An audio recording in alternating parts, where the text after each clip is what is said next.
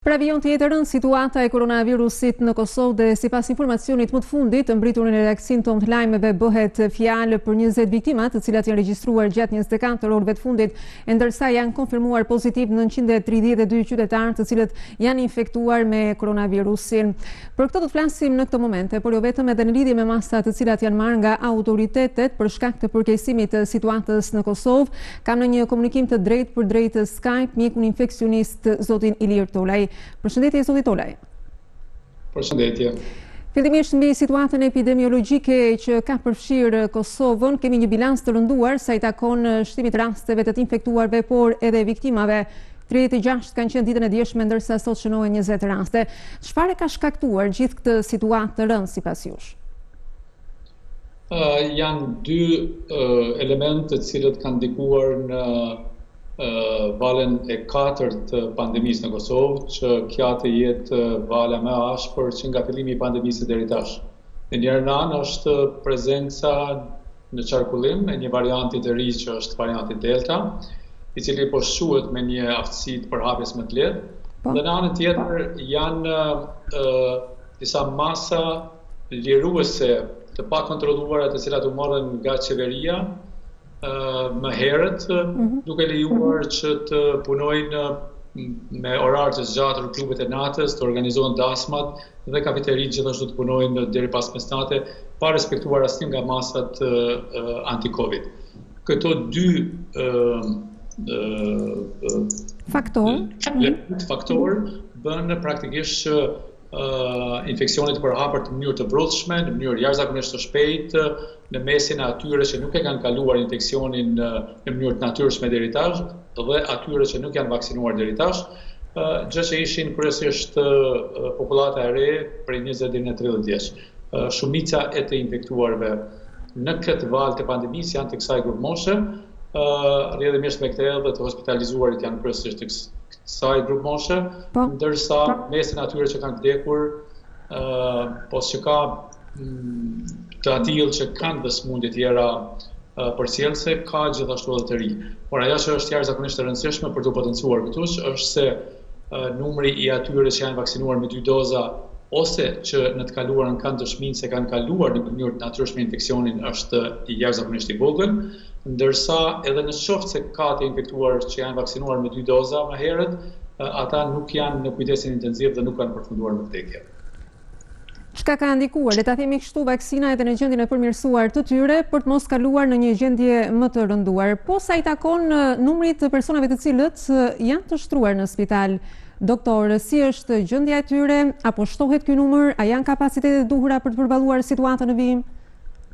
Në trajtim janë mbi 1000 të sëmurë në qendrën klinike universitare dhe në spitalet rajonale anë kënd Kosovës.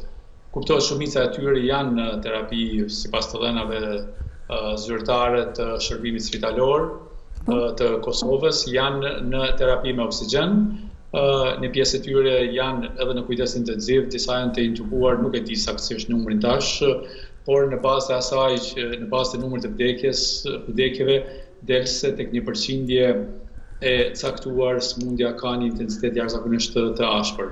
Është e vërtet, numri i të hospitalizuarve është i lartë, është më i lartë që nga fillimi i pandemisë deri tash.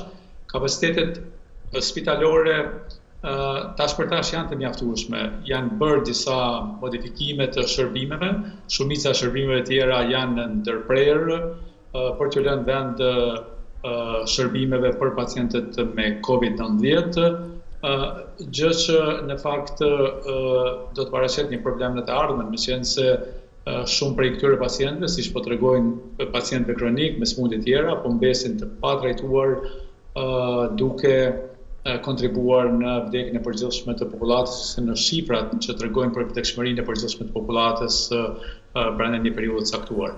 Pavarësisht kësaj, dua të them se përgatitjet për valën e 4 kanë mund të jenë më të mira edhe nga institucionet spitalore, edhe nga institucionet shëndetësore të Kosovës.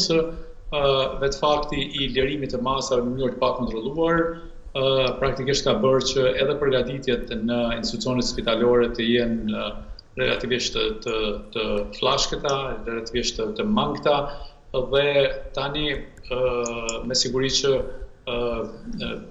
këto institucione po ballafaqohen edhe me mungesë të stafit, edhe me mungesë të medikamenteve të caktuara për trajtimin e këtyre pacientëve.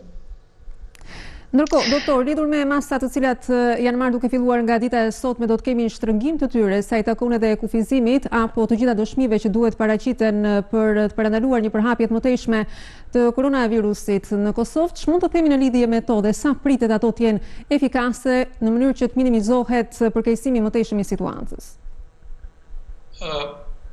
Këtë duhet shikuar nga dy aspekte.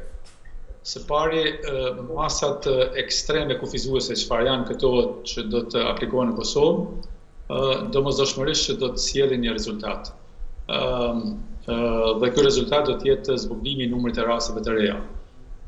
Pyetja që do duhet të shtrohet është se a ka patur nevojë që të bijmë në këtë situatë. Gjithsesi, a kanë mundur institucionet shëndetësore dhe shtetërore përgjegjëse për menaxhimin e pandemisë që të bëjnë një planifikim më të mirë të mbikëqyrjes së masave në përgjithësi të jetës në Kosovë në raport me pandeminë dhe mos lejojnë që ky numër të shtohet në një masë të tillë të pakontrolluar dhe me numra rekord të rasteve të reja.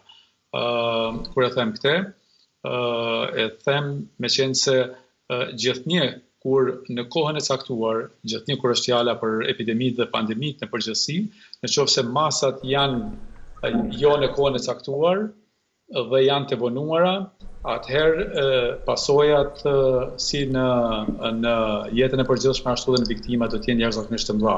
Prandaj, po këto masa do ta zbuglojnë numrin, janë jashtëzakonisht të ashpra, në botë nuk po shohim ose po shohim shumë pak shtete që marrin këto masa çfarë janë orët policore. Mendoj që edhe me vetëm kufizimin e aktiviteteve në të cilat do të grumbullohen shumë njerëz që janë kafeteritë apo klubet e natës apo dasmat, gjë që edhe është bërë këtu, do të mund të kontrollohej pandemia duke mos cenuar në këtë masë edhe pjesë të tjera vitale të jetës së shoqërisë të Kosovës dhe kudo që aplikojnë këto masa. Është mirë që edhe autoritetet ta dinë që çdo studim dhe çdo praktikë ka treguar se masat ekstreme në fakt ndonjëherë janë rezultat i veprimit në panik të autoriteteve të një vendi, kur mendojnë që situata u ka dalë nga dora, siç është rasti në Kosovë, dhe gjithashtu këto autoritete duhet ta dinë që efektet e masave kufizuese ekstreme janë të efektshme vetëm nëse merren për një kohë jashtëzakonisht të shkurtër.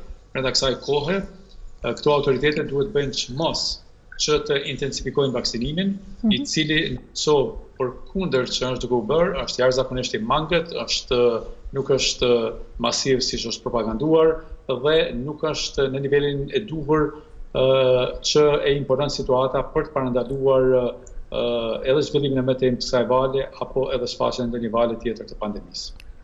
Pra, jemi vonë me marrjen e masave për këto kushte kufizuese në mënyrë që të parandalohej ajo që ndodhi tashmë në Kosovë. Le të shpresojmë shumë që sezoni i vjeshtës të jetë më i lehtë në këtë drejtim. Doktor, unë ju falenderoj shumë për komunikimin e drejtë për drejtë që patëm bashkë. Faleminderit edhe ju për ftesë.